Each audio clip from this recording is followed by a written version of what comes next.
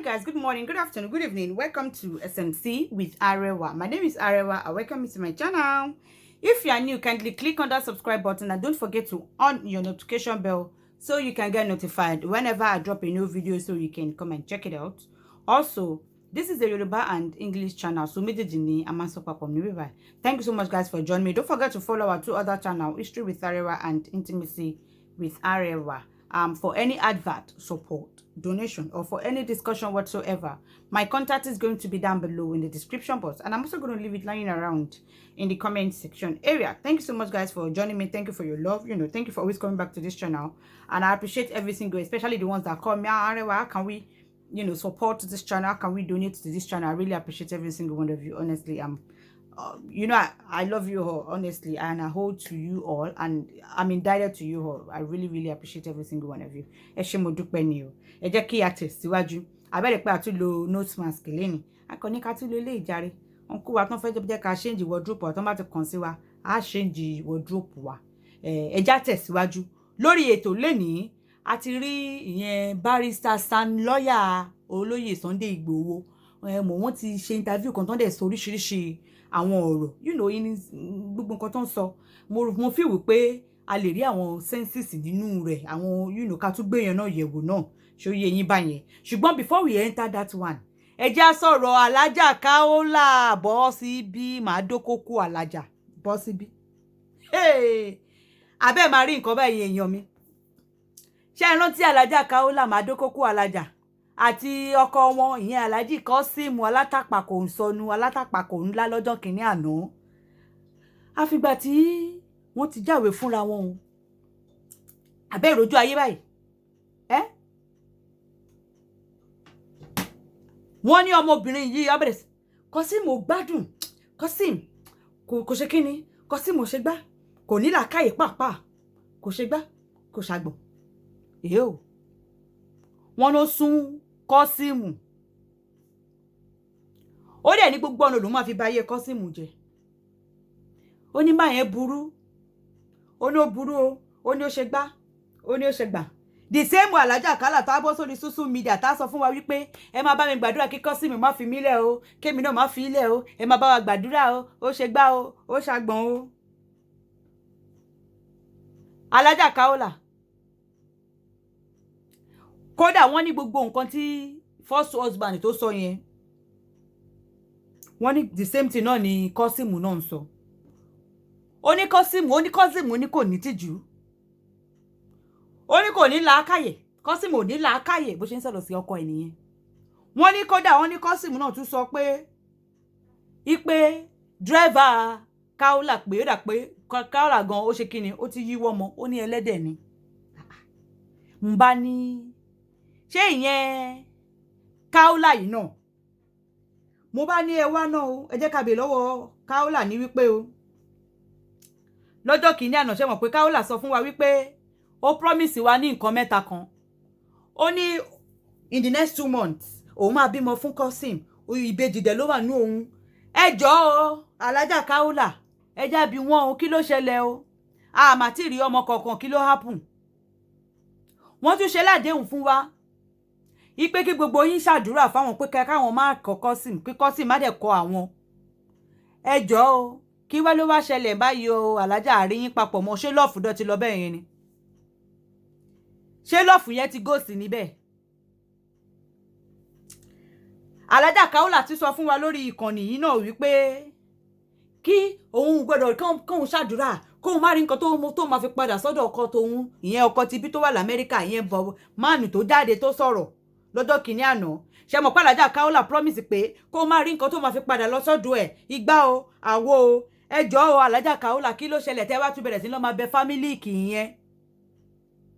She has went back to be begging the family of that man ni o. Kódà wọ́n ní nínú ìfẹ́ kan náà tẹ́lẹ̀ ọkùnrin yẹn náà sọ wípé ọmọ mẹ́ta tó náà ń bí fóun pé ẹyọ kan ní títí òun nínú ẹ̀. Kódà wọ́n ní kan náà ọmọ yẹn gan búrà kan náà fẹ́ ṣe wòlímọ̀ tó bèèrè lọ́wọ́ owó lọ́wọ́ yẹn tí yẹn dẹ̀ fún ní owó bóyá 300 àbí 400 kan ló ní pé ó fún ni, tó fún lówó. Alájà Kaola ti lọ sí family kì yẹn, wọ́n tún fún lówó, wọ́n tún gbé màálù gan fún. Ó ti bẹ̀rẹ̀ sí lọ máa bẹ family kì yẹn ọkọ ti bí, ó ti bẹ̀rẹ̀ sí lọ máa bẹ̀ wọ́n. Ó ti fi Kosimu lẹ̀. Kosimu ti jápa. Kosimu, you go nowhere. Alhaji Alatapa kò sọnù. You go nowhere. Abo ti gbàgbé gbogbo promises tó promises. Ṣíwọ tó ṣe interview tó bẹ̀rẹ̀ sí ní máa wá rọ́ọ̀fù lẹ́nu. You go nowhere. Ó máa fẹ́ by force by fire ni. Kódà wọ́n ní Alhaja Kaola tí ń fẹ́ máa lọ máa recruit àwọn blogger alẹ́ tó fẹ́ máa blog Kosim torí yẹn ti fílẹ̀ ó ti jápa. Kosim, you go nowhere. Èmi kan máa drag ìwọ gan Kosim. You go nowhere. Níwọ tó bọ́ta nígbà tí o tún jẹ dòdò àbúrò o tún jẹ dòdò ẹ̀gbọ́n o tún bọ́ tó tún ṣe interview sọnù o wá sọ pé ìwọ ò ṣe mọ́ wàá ṣe. Wọ́n ní gbogbo ọ̀nà ni ó fi ń bá Kosim jà.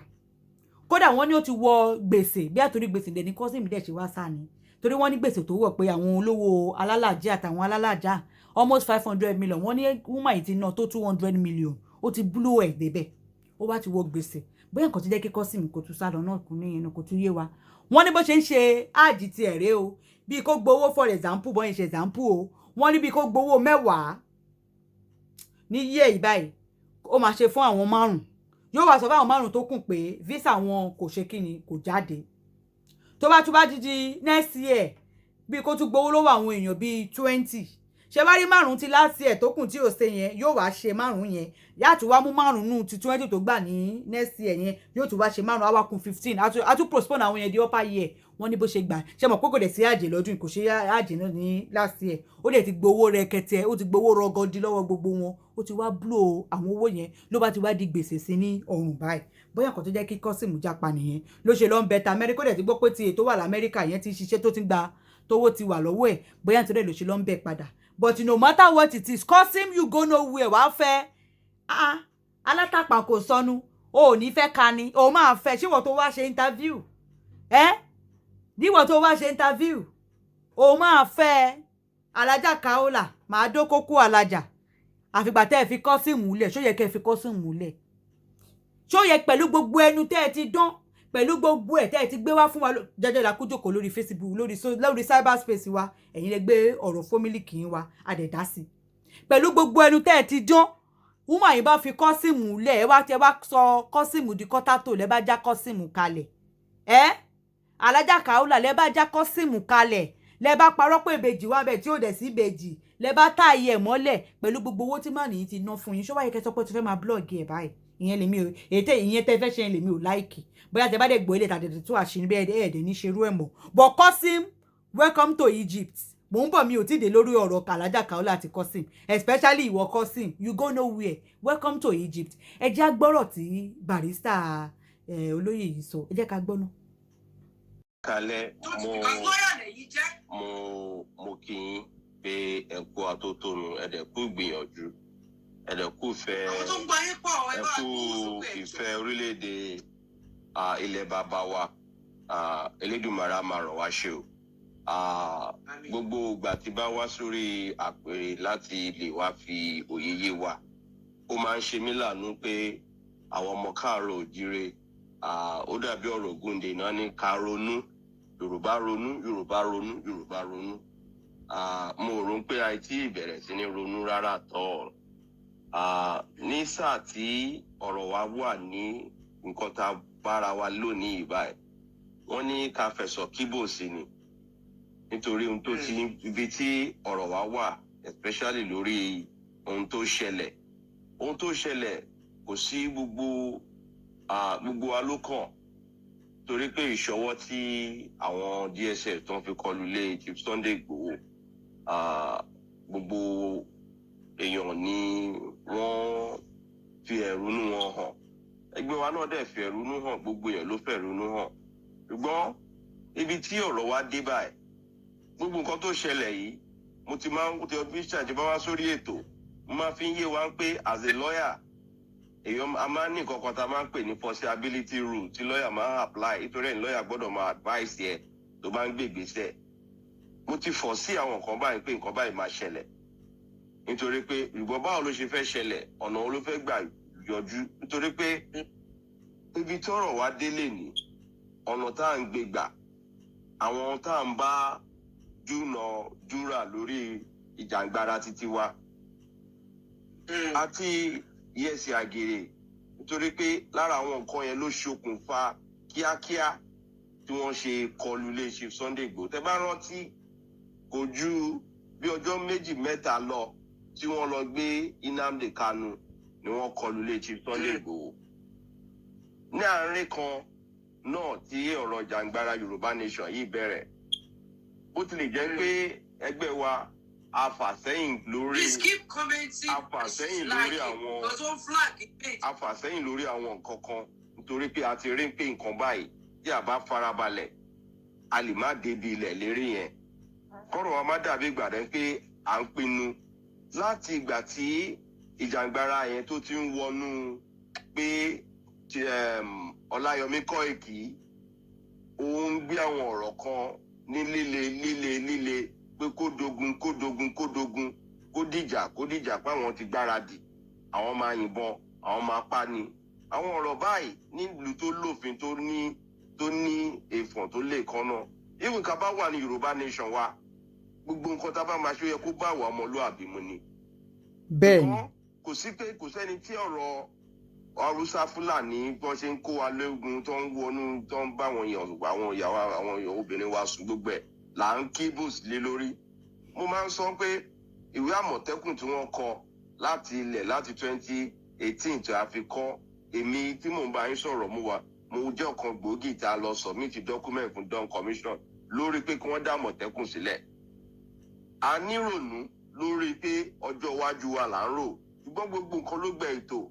Ṣùgbọ́n nígbà tí wọ́n ti lọ fi ara jọ mọ́ IPOB tí wọ́n náà ti sign ní contract àti pàṣẹ. Bẹ́ẹ̀ni, nǹkan tó bọ̀rọ̀ jẹ́ gan-an nìyẹn. Gbogbo ja Nàìjíríà. Tẹ́ bá lọ sí East ńgbà yẹn, nítorí ẹ̀ làwọn unknown gunmen wọ́n ń pa àwọn èèyàn, wọ́n ń pa ọlọ́pàá, wọ́n lọ fọ́ lé, wọ́n lọ fọ́ prison. Wọ́n dẹ̀ ti declare IPOB as a terrorist organization. Mo dẹ̀ ti èmi àti Chief Sunday Igboho wa close. Tẹ́ bá wà àwọn fọ́tò àwọn míì fẹ́ lè máa sọ fún mi lójoojúmọ́ pé àjọ wà ní mo nínú àjọ wà láti bẹ̀rẹ̀ ṣẹ̀ṣẹ̀ lórí ọ̀rọ̀ bí ilẹ̀ Yorùbá ṣe máa gun òkè àgbà, bí a ṣe máa ní ètò ààbò tó ṣe pàtàkì. Ṣùgbọ́n lórí Yorùbá Nation decision ó ní ọgbọ́n tá a fi ń lò lórí ọ̀rọ̀ bẹ́ẹ̀. Kò ní sọ̀rọ̀ tá a máa polongo bíi tá à ń gbà bíi igba ọtí bí oníkálukú kàn ṣe ń mu gẹ́gẹ́ bí ọ̀rọ̀ ojú títì.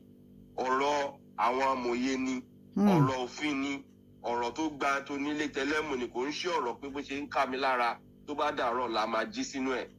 Nítorí pé àlóye yẹn ló jẹ́ kí a fi kí ó lẹ́ kí ẹgbẹ́ mi ẹgbẹ́ tiwa ta fi lọ bá ti Sunday Igboho ta fi bá wọn ní ọ̀rọ̀ pé bàbá ibi tọ́rọ̀ wa dé yìí ẹ jẹ́ ká mú ọ̀rọ̀ ààbò nìkan, ẹ má jẹ́ ká yẹsẹ̀ àgèrè. Kíní yìí tẹ̀ ń lọ yìí òun ló fi pa Awólọ́wọ̀, òun ló fi pa Abíọ́lá. Especially tó jẹ́ pé Yorùbá ló wà in power.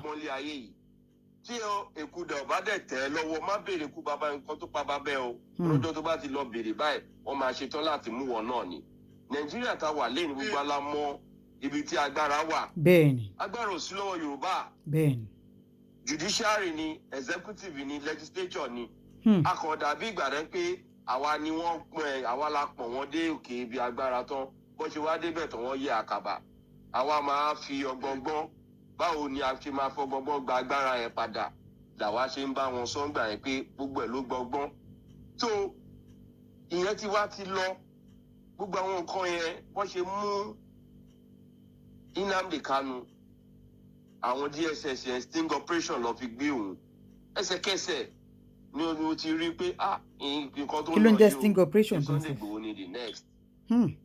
A dẹ̀ ti jọ ń sọ pé ká dẹ́kun protest, ká dẹ́kun gbogbo rally, because rally kìíní ní gàngán ó lọ gan ibẹ̀ láti kọ́kọ́ fi ara wa hàn pé ìjàngbara fún àlàáfíà ni.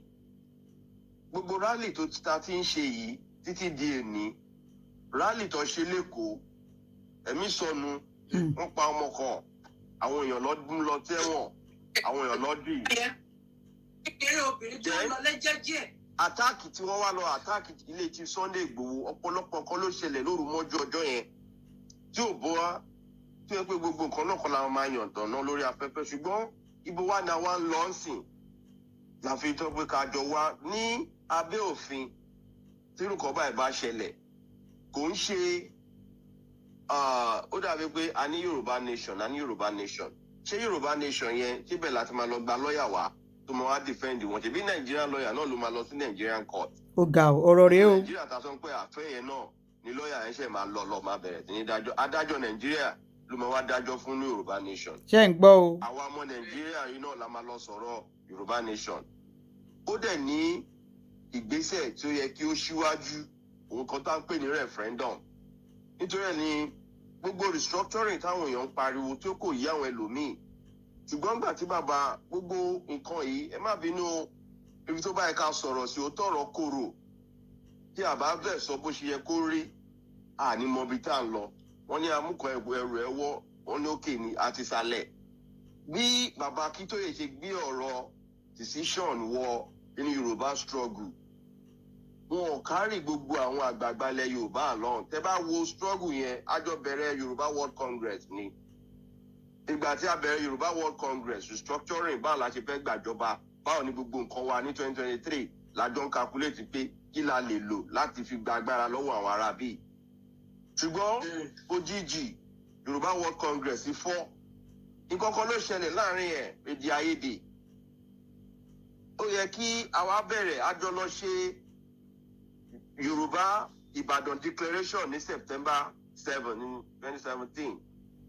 lẹ́yìn Ìbàdàn Declaration ní Adamasingba oríṣiríṣi ọba gbogbo gómìnà ló wà ńbẹ̀. ibẹ̀ yẹn ó láwọn àdéhùn tí àjọ sọ tájọ fohùn lé. ibẹ̀ yẹn làwa rò pé yẹ ká fi lọ mú ọ̀rọ̀ wa padà káwa máa fi hìtì struggle ká lọ báwọn gómìnà wa. ẹ jẹ́ ká bẹ̀rẹ̀ àtúntò látinú ilé wa. ẹ jẹ́ ká ṣe òfin ní gbogbo ilé ìgbìmọ̀ aṣòfin wa.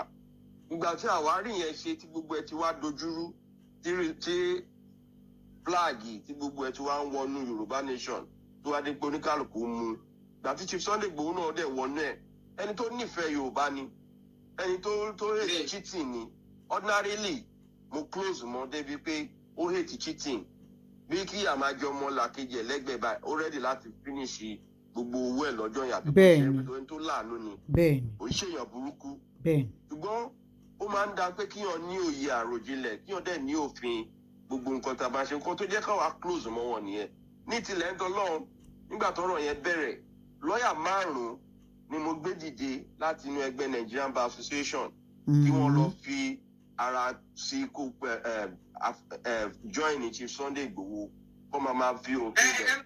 mo ń bọ̀ kò ń ṣe lórí ìgbà tó ń jà lọ́ọ̀yà 5 lára àwọn lọ́ọ̀yà yẹn òun ni. tí wọ́n kọ́ ilé tí wọ́n lọ bọ́ sílé wọn. no kó tó di pé ọ̀rọ̀ yìí dé level yìí ni ó ní láti jẹ́ ká mọ ibi tá a ti ń bọ̀ ká lè bá a lè mọ bá a ti máa gbé ẹrù wa.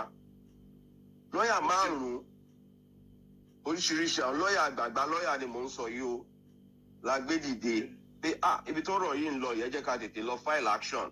Federal government as at that time wọ́n ti lé siege ní Ondo State governor give ultimatum of 7 days fún gbogbo àwọn Fúlàní darandaran tó ń wà nínú oko Ondo. Federal government through Garuba Shehu wọ́n denounce ẹ̀ gbogbo adẹ́ládẹ́ ń rìn ó wá dàbí gbọ́nmisómi òtó.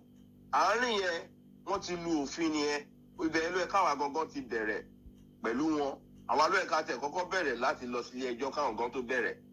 gbogbo ìgbésẹ̀ yẹn Chief Sunday Igboho ó ṣe mí lànú wọ́n kàn dá gbogbo nǹkan yẹn nù pé no going back ní Yorùbá nation ní no restructuring no nothing àfìgbàdàbà àmọ́ ní ọ̀gá bí gbogbo nǹkan ló gbé ètò ibi táwa wà nú ẹ̀yà tó wà nú struggle yìí náà kò ń ṣe ọdún kan kò ń ṣe ọdún 10 o ṣùgbọ́n gbogbo wa táwa nú ẹ̀ à ń wo ìgbà wo ní àsìkò láti lè gbégbèsè tó ń pé ó máa tayọ ju nǹkan báyìí lọ gbogbo alámọ̀ pé kòkòrò tí ń jẹ ẹ̀fọ́ wa ara ẹ̀fọ́ wa ló ẹlẹ́ Yorùbá gan àwọn tó ń jẹ́ kí ìyà máa jẹ wá púpọ̀ ní wọn ṣàwọ́sọ àwọn Yorùbá wa gan pẹ̀lú bọ́ ń ṣòṣèlú nílẹ̀ Yorùbá wa dé lẹ́bù tá a wà yìí. ṣé ń gbọ́ o. ṣùgbọ́n àníwo bí tá a wá wà yẹn ìgbà tí gbogbo wàhálà yìí ti wá rí báyìí sìn ni mo ṣe gbà yín nímọ̀ràn lára àwọn ọ̀rọ̀ tá a fi jọ sọ síwájú pé nígbà tọ́rọ̀ bá rí báyìí kò ń ṣe gbogbo ẹ̀ náà ní ọ̀rọ̀ ilé ẹjọ́ bàtà bá wà á lọ lọ́nà ilé ẹjọ́ wọ́n á lọ máa mú fídíò oríṣiríṣi wọ́n á lọ máa mú gbogbo ẹ̀ jáde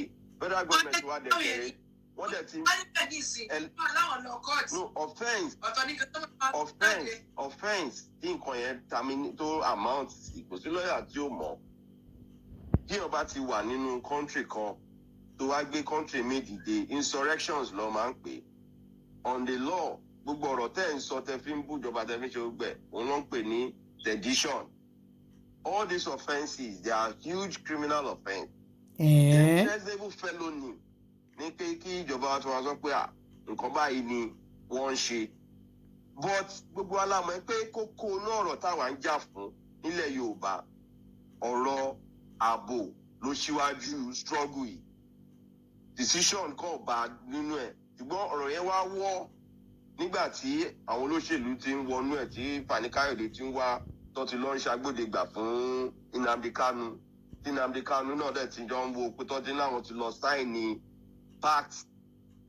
Irú mistake yẹn ó ẹ mọ̀ pé bí wàá pẹ́ tí wọ́n ṣe ní àkọ́kọ́ lẹ́yìn. no gbogbo àwọn mistake yẹn ó wà lára àwọn nǹkan tíjọba kà lẹ̀ nínú àwọn nǹkan táwọn ti ń sọ pé àwa la fún wọn ní àyè láti wọ̀ wá lára. Kárí pé Chief Sunday Igboho pé wọ́n tẹ̀lé ìlànà pé ká kàn máa jà lórí insecurity nìkan. Ẹ jẹ́ ká kàn bẹ̀rẹ̀ lórí insecurity yẹn abẹ́ ààbò insecurity yẹn. Kò sí ìjọba kan tí a lè bá sọ̀rọ̀ kò dẹ̀ sí nǹkan tó fẹ́ jẹ́ kí ìjọba wa ààrẹ sọ nítorí pé insecurity ní north east Nigerian army kan tó lè survive àwọn civilian bẹ̀ ni wọ́n ń lò civilian náà dẹ̀ nírú àwọn tó ń lò ń bẹ̀ làwọn lágbára bẹ̀. ó tó di pé wọ́n á ní àwọn nìkan kọ́ làwọn wọ́n lè pull page mi down. Bẹ́ẹ̀ni. Mo fẹ́ kẹ́kọ̀ọ́ kọ́kọ́ bá mi sọ solution yẹn kankan náà. Ẹ bá mi sọ solution yẹn lọ báàkì yòókù wọn. So major láti wáyé lórí ọ̀rọ̀ tí mo major solution ta dẹ̀ ti ń gbé ìgbésẹ̀ lé lórí táwọn náà rò pé yẹ kó jẹ́ nǹkan tí ò ń ṣe ọ̀rọ̀ tí a máa gbé ní pẹ̀lú ariwo pẹ̀lú protest. The very first solution is àwọn elders ẹni sùúrù kò ń ṣe àwọn lawyers gan ló tẹ̀ máa ṣíwájú ọ̀rọ̀ yìí kò ń ṣe ọ̀rọ̀ àwọn lawyer lélẹ̀ ọ̀rọ̀ àgbà ilẹ̀ Yorùbá the well selected elders professors lawyers àwọn àgbààgbà bíi Chief Ayọ̀ Adébánjọ Ààrẹ Gani Adams àwọn Yorùbá Council of Elders Yorùbá Voice of Reason Yorùbá women youth àwọn òṣèlú wọn mú bí òṣèlú bíi méjì mẹ́ta bí a former governors ni àbí former speaker ẹni sùúrù àwọn ìgbìmọ̀ ní ẹni sùúrù ẹjẹ ìṣàlàyé délẹ̀. Àwọn àgbààgbà yẹn ló máa ṣe àwọn àgbààgbà yẹn. Àwọn kan ló máa lọ bá wọn because àwọn pípọ̀ yìí wọ́n ní dìde fún àwọn. Wọ́n ti ń gbègbèsẹ̀ láàrin yẹn. Mo ti sọ tẹ́lẹ̀ náà. Ọ̀rọ̀ ti ń lọ lábẹ́lẹ̀. Bẹ́ẹ̀ni. Ọ̀ní ti dìde sí. Àwọn ọmọ bọ́ ṣe ń pàdé. Bẹ́ẹ̀ni. So ohun tó fẹ́ ṣe. Ọ̀ní ti rally up gbogbo wọn. So ohun tó à ń tà láti tó fẹ́ tí ìgbésẹ̀ máa lọ lórí ẹ̀ ni pé báwo ni wọ́n ní bọ́n ṣe máa engage federal government lórí issue yìí pé ẹ wá o tí nǹkan ò bá ṣẹlẹ̀ a lè rí irú nǹkan báyìí a ti wà kí ló dé tí agitation lọ fún secession ìyá ní now nepotism bí Hausa. So tí wọ́n bá lè tó gbogbo ìgbésẹ̀ yìí ni pé òun ló ń pè ní engagement constructive engagement with the federal government that is tí wàhálà bá ṣẹlẹ̀ who are the emissaries tó fẹ́ lọ bá ìjọba sọ̀rọ̀ by now within the next few days they are to engage the federal government from the office of Toba engage the vice president and directly kọ́yọ́ engage ààrẹ gangan fún rẹ̀. Ọ̀rọ̀ yìí bákan méjì ni wọ́n náà máa appeal láti jẹ́ kí wọ́n release gbogbo àwọn tí wọ́n arrest. Bẹ́ẹ̀ máa prosecute wọn. Kọ́ tẹ̀ fún wọn lẹ̀. Tó bá grant wọn ní amnesty ló máa grant wọn o. Amnesty tó grant àwọn ọmọ Niger Delta pẹ̀lú bọ́ epo pa epo. Amnesty kan náà tó grant àwọn Boko Haram. Amnesty yìí sìn. Amnesty ti lùlù wọn. So amnesty meaning pé amnesty meaning pé ó ti dọ̀rọ̀ òfin tó bá ti tọrọ bá ti dé báyìí sìn èèyàn máa tó lọ́nà òfin ọ̀nà òfin ni mò ń try láti àwa dẹ̀ kọ́ làwọn empower. grant wa ní amnesty yẹn ló máa fi yọ pé wọ́n declare Chief Sunday Igboho wanted òun ló máa fi release gbogbo àwọn tí wọ́n gbà jáde kí wàá la fẹ́ fà jáde the only opportunity a gbọ́dọ̀ rí opportunity nínú struggle yìí nínú lára àwọn demand tó máa gbé lọ bá federal government òun làwọn issue tó ń bá wa ń fínra nílẹ̀ Yorùbá lára àwọn yẹn náà ló máa tún gbé kalẹ̀. lára àwọn. ẹ má bínú mi ò cut yín off mo fẹ́ kẹ́ ẹ bá mi rephrase àwọn tó fẹ́ lọ bá ìjọba nǹkan tó fẹ́ kọ torí àwọn míì wọn máa. ọmọ Aláàfin já gbọ́ràn jẹ́ kí má nìyí sọ̀rọ̀ tó make sense jàre. lára àwọn nǹkan tó yẹ kó ṣe tó bá ti lọ bá Mr. President wọ́n gbọ́dọ̀ rí Mr. President ni. kí ló ń ṣe lédi yìí ní ẹyẹkẹ nìyí sọ̀rọ̀ náà. Vice President Speaker gbogbo wọn gbọ́dọ̀ the only mandate tó gbọ́dọ̀ fún wọn a gbọ́dọ̀ kíbò sí ọ̀rọ̀ tá a fẹ́ sọ potential tá a máa sọ lẹ́ẹ̀mejì. kíbò sí but ẹ mọ̀ pé nígbà tí mo bẹ̀rẹ̀ mo ní kán lọ sọ́dọ̀ àwọn káṣí onítùpẹ̀ láwọn Afẹ́nifẹ́re Yorùbá Council of Elders Ìbà Gani OPC Yorùbá Council of Youth àtàwọn gbogbo àwọn ìgbésẹ̀ ẹ jẹ́ kí n ṣàlàyé. madam jẹ́ kí má nìyí ṣàlàyé. so mo fẹ́ kẹ́ bá mi rephrase ọ̀rọ̀ yẹn kẹ́ bá mi sọ. jẹ́ kí ẹni tó gbé wá sọ̀rọ̀.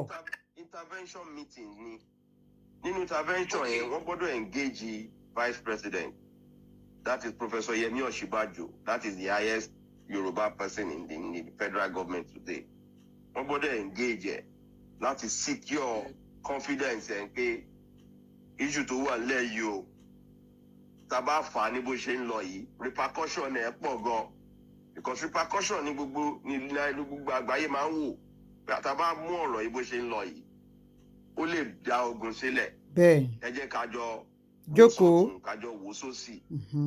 inú àwọn ọ̀rọ̀ yẹn wọ́n máa sọ bí wọ́n ṣe máa release di àwọn tí wọ́n arrest wọ́n ṣe máa compensate àwọn tí wọ́n bà nǹkan wọn jẹ́ wọ́n ṣe máa demand àwọn bo ni ọ̀rọ̀ tó bá lẹ̀ Yorùbá fínra báwo la ṣe máa balance issue constitution tá máa balance the other demands wọ́n á sọ gbogbo ẹ̀ tán. Vice President yẹn lára àwọn demand ni pé kó secure meeting pẹ̀lú ààrẹ. fúnra ra ẹ̀. òun ló máa wá lead the delegation àtàwọn speakers àti gbogbo àwọn ẹni àgbààgbà yẹn wọ́n máa engage ààrẹ gangan fún rẹ̀ because ààrẹ ń ṣe ààrẹ orílẹ̀-èdè bòmí. ààrẹ ní gbogbo orílẹ̀-èdè àgbáláyé ìránṣẹ́ ọmọ ìlú ni ààrẹ orílẹ̀-èdè jẹ́. ààrẹ ò dájẹ́ ààrẹ ò tó bá tó ìlú ò bá yàn sípò. tó ó máa engage ẹ̀. tó bá engage ẹ̀ wọ́n máa gbégbé wọ́n máa demand fún pardon kí kò grant pardon lórí ọ̀rọ̀ yìí pé kọ́dẹ̀ fún wa ní timeline tí wọ́n máa fi resolve àwọn ọ̀rọ̀ kọ̀ọ̀kan báwo ni àwọn ọ̀rọ̀ wo la fẹ́ sọ òun ni regionalism ibi tá a ti bẹ̀rẹ̀ 1963 constitution báwo ni àwọn bá ṣe ń ṣe ń gbà yẹn tí oníkálukú ṣe ní ìdàgbàsókè kíákíá àti gbé gbogbo ìgbésẹ̀ yẹn ó máa wà lára àwọn nǹkan tí federal government gbọ́dọ̀ fi ti ara wọn gbogbo alámọ̀ pé oríṣiríṣi nǹkan ló ń lọ ní awuyewuye nínú ìjọba àwọn míì ò tẹ́ wa lọ́rùn èmi àkàn fojú wò pé ká ní sùúrù ni ṣùgbọ́n tá a bá lè jọ wò ó pé tí ọ̀rọ̀ tó ń lọ yìí tí a bá tètè yára wọ́n máa yí mọ́ wa lọ́wọ́ ní pé káwọn àgbààgbà ilẹ̀ Yorùbá tó bá gbéra lára àwọn ẹ̀bẹ̀ kò sí bá a ṣe lè ṣe a sì máa lára àwọn ìgbésẹ̀ tó máa tún ràn wọ́n àwọn ìrìn àjò ẹ lọ́wọ́ àwọn bá lè má tẹ̀lé àwọn àgbààgbà lọ ṣùgbọ́n wọ́n á rán oníṣẹ́ tó máa bá wọn wà nínú ìrìn àjò yẹn tó máa mẹ́pà oníṣẹ́ kábíyèsí Aláàfin ni oníṣẹ́ kábíyèsí Ọ̀ọ̀ni ni. wọ́n á tiẹ̀ dìde fúnra wọn lọ iṣẹ́ wo ló ń gbà. gbogbo ohun tí ó dúró yìí wọ́n á dẹ̀ address the press.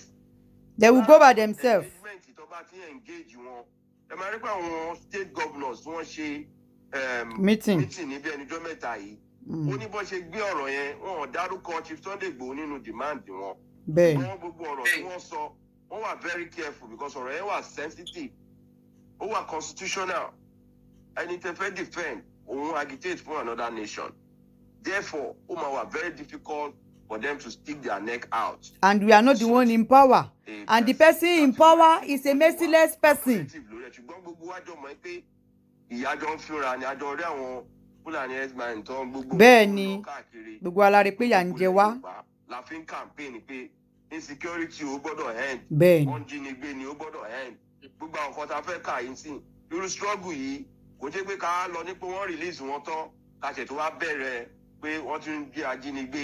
gbogbo àwọn nǹkan báyà fẹ́ stamp fit wa ni àwọn nǹkan tí a bá fẹ́ lẹ̀ Yorùbá. So pàtẹ lọ solicit fún wọn gan tán bá call for the amnesty they cannot talk anything about.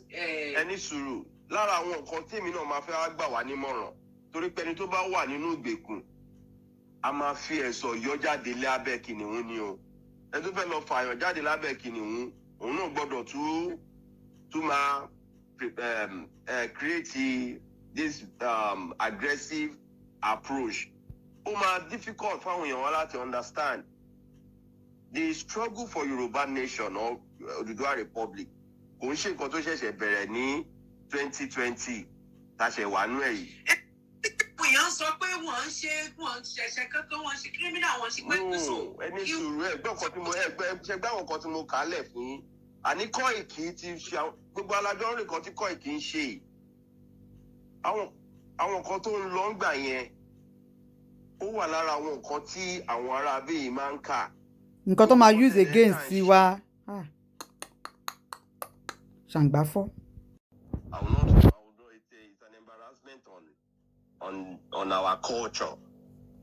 Tàbá rò pé torí pé bó ṣe ń gbé wa nínú àti wá ń sọ̀rọ̀ ẹ̀ kàn yẹ lé ogun tá à ń sọ pé kó má ṣẹlẹ̀ yẹn ogun tá à ń sọ̀rọ̀ ẹ̀ yìí ilẹ̀ Igbo lose no less than 4 million souls o tó bá ṣẹlẹ̀ kó ní rí bó ṣe rí mọ́ Ọ̀yọ́ ò ní rí bó ṣe rí mọ́ nǹkan tá à ń try láti avoid àwọn try láti avoid the war ni.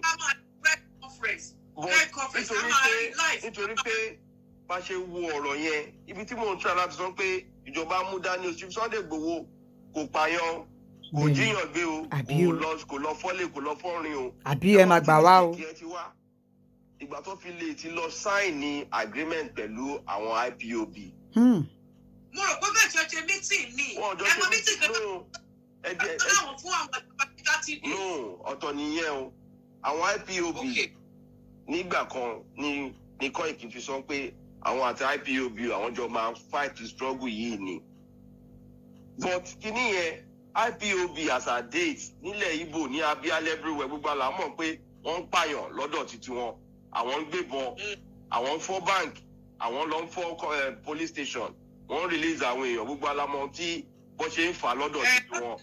èmi ò dábàá sign petition o we as advocates and solicitors. nǹkan yẹn ẹ mọ̀ pé wọ́n mú. lady yóò jẹ́ kẹ́ni tó gbé wá sọ̀rọ̀. ibẹ̀ ni mo ti wọ́n ní 31 ara wọn àwọn Chief Sunday Igboho gbà yẹn pé ẹ jẹ́ ká dájà wa jà lọ́tọ̀ à nídìí ìrànlọ́wọ́ àwọn Igbo ní struggle wa yẹn. kóòtù wọn sínú ẹ̀. you see. tí ọ̀rọ̀ wà lọ́rùn ẹ̀ táwa ní pé àwa ni kò fi di ni nǹkan tí Chief Sunday Igboho ṣe then kò sí anybody tó guide Chief Sunday Igboho on that implication. no ó wà ń bẹ́ẹ̀ ẹ lọ wo gbogbo fídíò Kóìkì one of the videos Kóìkì sọ. yes Kóìkì said it. bẹ́ẹ̀ni. àwọn àti IPOB ó dìde draft ẹ̀ ni. bẹ́ẹ̀ni. àwọn lè ní o àwọn ti ẹ pé àwọn ẹnà ó wà nù ẹ lọ́wọ́ gbọ́ àwọn ẹ lọ wọ́n kà á síta ẹ mọ̀ pé orí platform tí wọ́n lọ ti máa ń sọ̀rọ̀ wọ́n dẹ̀ monitor gbogbo nǹkan tí wọ́n ń ṣe lóhùn nǹkan tá à ń ṣe everybody ló ń wò as a leader that's why I am very factual láti jẹ́ ká mọ ibi tí ọ̀rọ̀ wa wọ́ sí. There was no proper planning on this Yoruba agenda struggle. Everybody kàn bára wọn lórí pápá wọ́n dẹ̀ bẹ̀rẹ̀ sí ní gbé wọn ń gbèrò ọ̀rọ̀ freedom bẹ́ẹ̀ yẹn wọ́n ń gbọ́rọ̀ independent bẹ́ẹ̀ yẹn bó tilẹ̀ jẹ́ pé politically ló máa ń gbé ọ̀rọ̀ freedom in any nation of the world. It's not by protest by street protest. Nǹkan tó máa ṣe di street protest á jẹ́ pé àtijọ́ war is either we conquer Nigeria or Nigeria conquer us or out of the war ló máa ṣèpín but tí wọ̀ yẹn bá dé. Hear the program on that day Mr. Aderemi Ibrahim. So lára àwọn nǹkan yẹn làwọn ará bíi ìmúdámú gbogbo ẹ̀sùn tí Nnamdi Kanu ti ṣe tó ti mú òun fún òun ní Chief Sunday Igboho lọ fara kọ́. Ó wà lára àwọn nǹkan tí àwọn yẹn ṣe ń dìmú pé wọ́n wà on a terrorist line-up bó ṣe mú Nnamdi Kanu kò pẹ́ náà ni wọ́n wá attack ilé Chief Sunday Igboho. bẹ́ẹ̀ni tẹ́lẹ̀ ẹ mọ̀ pé wọn ò rí ti Chief Sunday Igboho wọn ò rí tí wọ́n rò dé gbogbo level yẹn. bẹ́ẹ̀ni ọ̀rọ̀ wa pé ká lọ sí rally ká dé ká jà ká sọ̀rọ̀ lẹ̀ Yorùbá àwọn náà mọ̀ pé níwọ̀nba àgbà tá à agitate fún insecurity àní right ẹ̀ even ká shut down gbogbo Nàìjíríà lórí insecurity. Make statement me clear because I'm. wọ́n kàn flag man yìí ni. It's really embarrassing kí wọ́n wà lórí program. Come on, flag. Bẹ́ẹ̀ni. Lack of understanding of the issue because no the reason I ain't sọ̀rọ̀ yìí òun ni báwo la ṣe lè sọ. This man is a barrister ẹ kàn flag ẹ kí ló ń ṣe ẹyọ ọmọ Yorùbá yìí gan-an èèyàn ń sọ̀rọ̀ tó ní sense báyìí rẹ bẹ̀rẹ̀ sí ní flag ẹ dáhùn. àwọn ibà Gani Adams tẹ bá gbọ́ àwọn ọ̀rọ̀. àwọn ọmọ Yíbò tó lọ ń ṣí profile pẹ̀lú orúkọ Yorùbá ni wọ́n ṣe gbogbo àwọn nonsense yìí o. nígbà tó ń give message kan ní bóyá ìní àbíjẹta ni he was mentioning on báwọn ṣe lágbára tó bọ́dẹ̀ ṣe máa ń ti àwọn táwọn já lágbára títí táwọn máa fi wọ nǹkan tó máa di wàhálà tẹ́ pé ọgbọ́n làwọn ṣẹ̀ṣẹ̀ fi gbára wọn jáde padà. wọ́n dẹ̀ so ẹ jẹ́ kí n ṣàlàyé kò sí alágbára tó ní ìdojúkọ tó bá wà nínú struggle liberation. I've led several other struggles ẹni tó bá mọ̀ mí dáadáa I led different struggles even in Lagos níbi lórí toll gate protest níbí báyìí. I'm a leader of struggle. tó bá sọ pé I lead the protest and lead the challenge against the government at any given point in time. nítorí mo ṣe máa ń kí àwọn nǹkan míì pé struggle wa tó wà nílẹ̀ yìí ẹ jẹ́ ká lọ kọ́ òfin wa dáadáa ní ilẹ̀ Yorùbá ká submit ẹ̀ fún àwọn state assemblies wa. This man is an elderly man, a barrister, a son.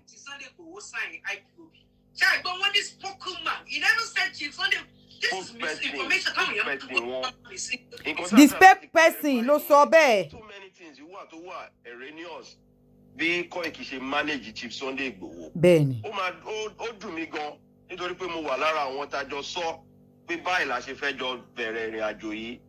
Mo wà lára àwọn tájọ gbé ẹni tó yẹ kó jẹ́ spokesman fún Chief Sunday Igboho. Ìgbà tí a dẹ̀ present ẹ̀ fún Chief Sunday Igboho ó yẹ kẹ́ni ẹ̀ ó gbogbo àwọn ètò ti wà ńlẹ̀ ṣùgbọ́n a dẹ̀ kọyìn ká tó dèkó Koiki ti announce ààrẹ pé òun ló fẹ́ ṣe spokesman. I had any choice and we left the struggle for them.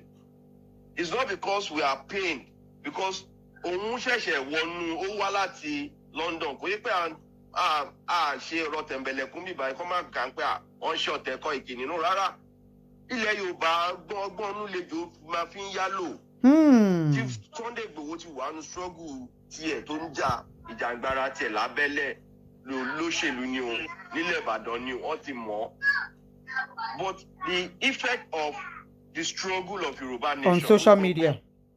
Ó yẹ kí ara àwọn kankan wà media ó ṣe conventional media làwa fẹ́ open up nígbà yẹn by having a spokesperson for Chief a well thorough journalist ni o well experienced. Tí àyè ọ̀rọ̀ bá ti jáde those things will still keep to reign. Ẹni yẹn pè mí ní ìjẹta ń pà ẹ̀dẹ̀ wá rí nǹkan tá a fẹ́ jẹ́ kókó máa ṣẹlẹ̀ Koiki ti sún bàbá ìwọ́nú ibi tí ó ti yá jù ó ti wà too fast for Sunday Igboho to be tamed and turned into this kind of a situation. Àwọn èèyàn tí wọ́n pa ń kọ́ àwọn èèyàn tí wọ́n ìrora làwọn tí wọ́n arrest omíyalé gbogbo wọn Ibomiyale is part of our own group. He is the chairman of Oyo State Council of Yoruba Council of Youth Worldwide. Yoruba Council of Youth.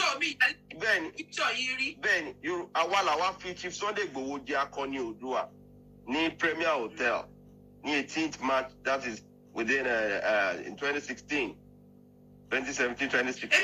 So no kẹ́kọ̀ọ́ lè understand pé à ń ṣe ọ̀tá ara wa. But the only the only thing I did not like in the whole thing ni pé òun gangan kò lọ sí rally yìí rí rárá. Kò tẹ̀ ní dúró rally rárá ọjọ́ tó kó bá kó wà lára ọ̀dùn nígbà tó wá jà. Èmi ò ní kankan against Koiki Media. Ó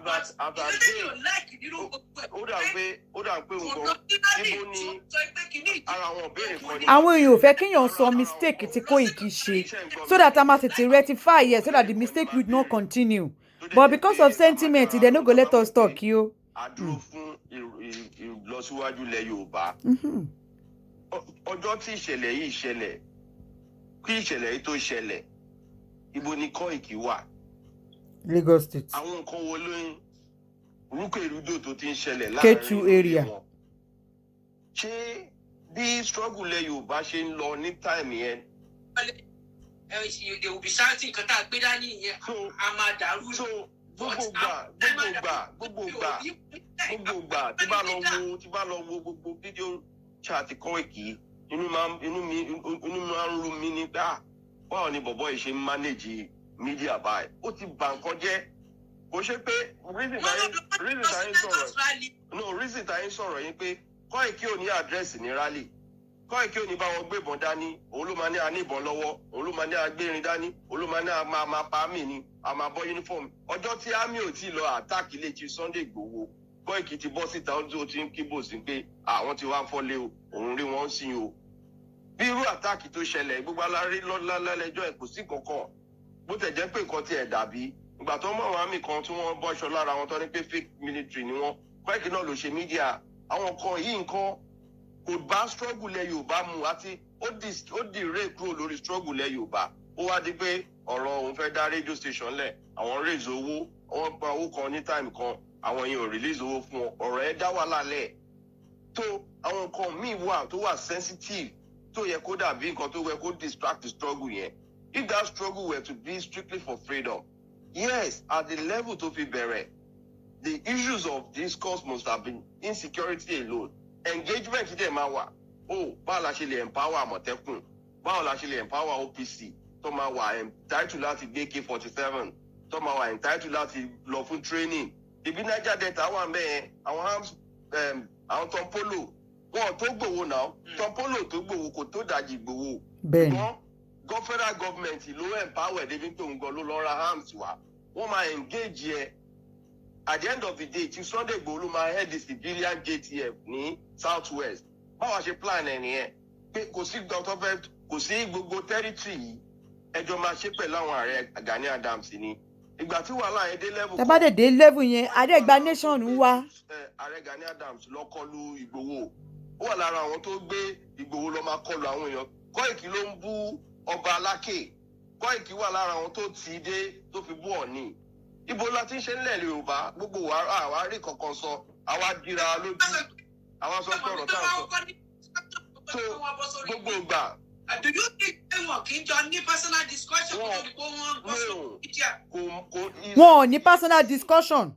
Ọmọkùnrin yẹn kàn ń lórúkọ má ní máa fi máa sọ jágọ́nsì lẹ́nu ni. I'm a lawyer who know a route to guide how you speak, how you manage the media. Well, especially when you are a spokesperson for a controversial person. This genderized method of social media is used to anybody can be a social enthusiast. It's not you are not a media person.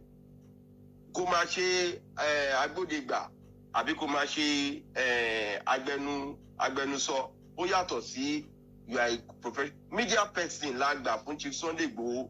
Volunteer ni òkè parí pé kó sanwó. We volunteer 5 lawyers free of charge la fún Chief Sunday Igboho. Ẹ jẹ́ lórí ilẹ̀ la fi ń sọ ọ̀sán tí mo sọ yìí o. Kí struggle tó bí báyìí. 5 lawyers inú ṣì ń bí lọ́ọ̀yà yẹn ó wà lára àwọn tí mo ṣì pín pẹ́ ẹ̀dẹ̀ wá nǹkan tó ṣẹlẹ̀ o. Ìyẹn ní ọ̀rọ̀ yóò bá má rí báyìí. Because ó yẹ ká ti gbé àwọn olóyè ká ti gbé ìjọba lọ sí court. Àwọn olóyè ká máa bá wọn fà á legally. Báyé fà á legally a máa fi protest gbáǹdì. But protest wa ó máa ní direction. Ojú kan la máa lórí wa sí. Eré wa yẹn òun ló máa gbà fún wa ní freedom. Òun ló máa jẹ́ kí a weaken wọn ahead of 2023 election. Òun ló máa jẹ́ ká mọ ibi tá à ń lọ. By the end of the day, information tó yẹ kó máa fún àwọn èèyàn ní pé tí 2023 bá dé o ẹ jẹ́ ká lọ ṣe election o. Àwọn ará bíyìn sí wọ́n ti gba PVC lọ o.